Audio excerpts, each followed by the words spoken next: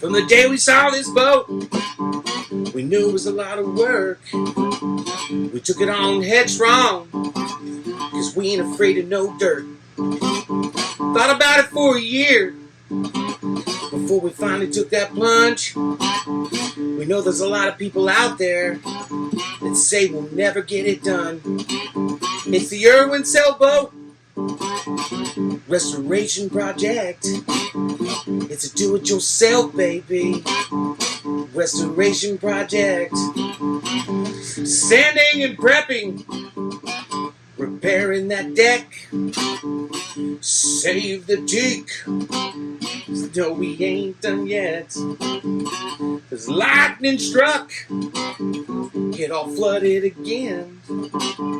Will our motor start? Oh, praise God, it did. The Irwin Sailboat Restoration Project.